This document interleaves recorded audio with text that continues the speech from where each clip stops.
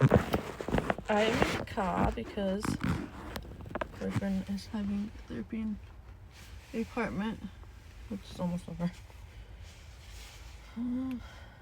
Yesterday I went to the library and got the paperwork done I needed done. But I tried to fax things, but I'm sure it's because of it being holiday week that it didn't go. So I was gonna mail it as well anyway, so I did. But while I was trying to figure out the fax machine or whatever, like the instructions, this dude was like kept bothering me. Like, I don't know what he was saying. Something about I wish I had a phone, and then like looked in the trash next to me, and then later was like, can I ask you a question? I'm just like, no, I'm kind of busy. Like, it's not like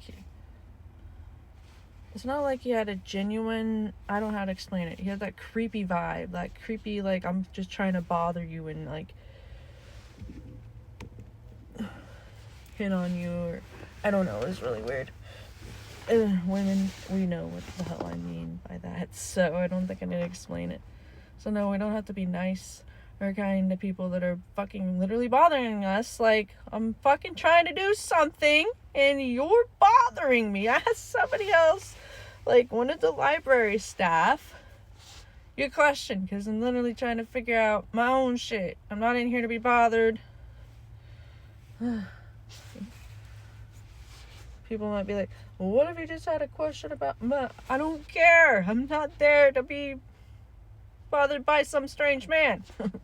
Like, Jesus. We don't owe you our time and attention.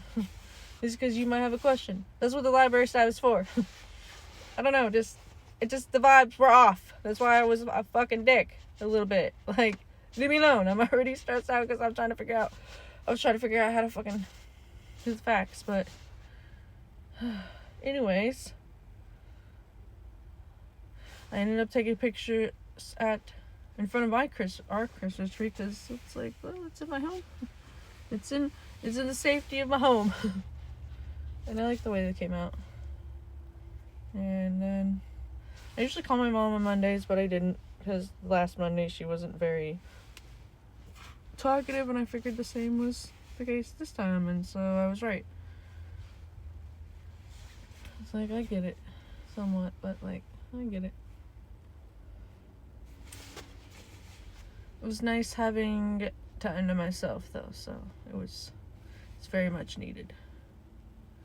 And because I'm bigger, it's hard for me to shave, but I did it with some help today. And then I realized, like, I don't need a different shaver or anything. I need a mirror. Just get a mirror. So I'm just gonna get a mirror, and that'll help. Because I can't not shave. It bothers me. It's a sensory thing. I feel gross. I feel unclean, even though people will be like, hair actually? No, not for me. It doesn't. Hair might keep you clean, but it does not keep me clean. I do not feel clean. I do not feel sexy. I don't like it. It grosses me out on myself. Okay, so if it works for you, then that's fine. Not everybody has the same, like, it's not the same for everybody. I don't care. If we all grow hair, doesn't mean it's healthy for everybody. Like, I feel like, because it's not for me. There was a really weird smell in here. I think it's gum. The gum I had in. I don't know, it's weird. This morning and yesterday, whatever, like, I have CPTSD and all that fun stuff. I'm just watching my neighbor. See, he parked behind me, I guess. Now, about that neighbor, I don't know.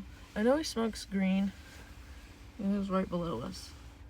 So whatever they're doing in their bathroom comes up.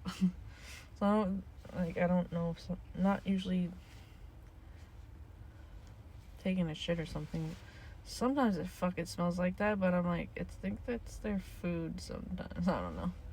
They're Indian, so I don't know. Their food smells different. It doesn't always smell that bad, but it's really weird anyways. Sometimes it smells like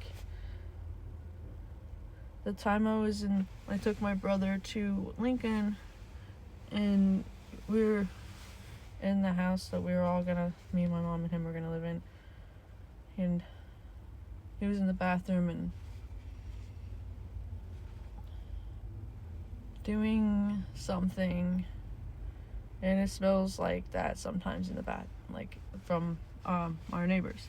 But I looked it up on Google, and it says the specific thing that I was thinking it was doesn't have a smell when smoked, but another thing does. And I was like, I don't know, because my ex didn't. He snorted, so he didn't smoke. I don't know.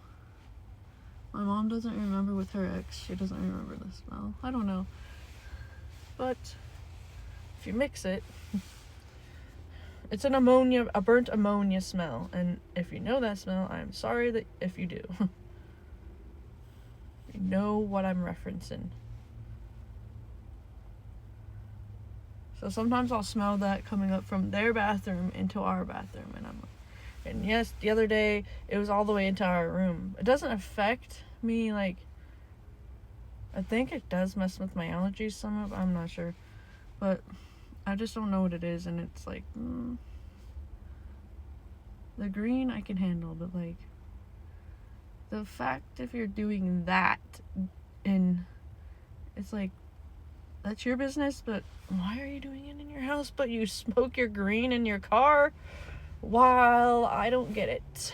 So anyways, I went off on a tangent when I was trying to talk about my stuff, my CPTSD.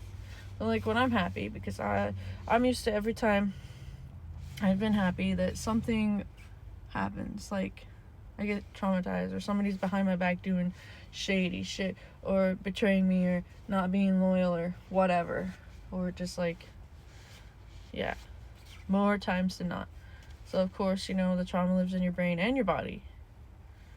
And so I've been happy a lot, been really happy for the last few days.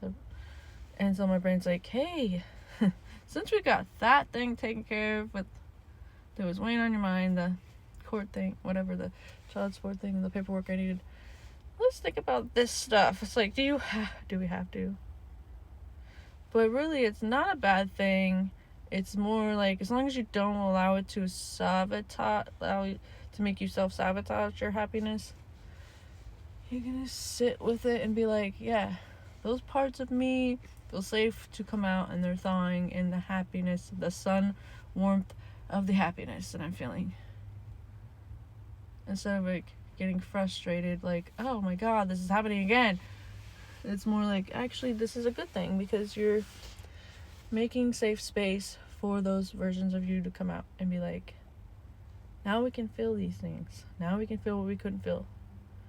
And you can honor the bleeding or the feeling, and then be like, but now we're going to program my brain, keep working on it at the same time as the feelings, program it to be like, we're going to expect and we deserve good things and happy feelings. So yeah, that's what I wanted to talk about. So like, I didn't let it ruin my day, and I'm gonna do my best not to either. Still not to, because with that I also got overwhelmed, because then with my brain went to that, it forgot that I had an appointment today that, well, it was in home nurse from WIC at 11, and so she's gonna check back in on me next week, because I was like, oh god, I'm so overwhelmed, because like sometimes it's like, it's not necessarily that there's too much going on, it's just that there's too much going on in me. It is like, can everything else on the outside just stop so that I can deal with this? But like, you can't always have that, so you just gotta find ways to make it work, because the outside world sure don't be fucking slowing down. And I don't know, but yesterday was good that I had the me time. Hold on, I don't know if I need another one.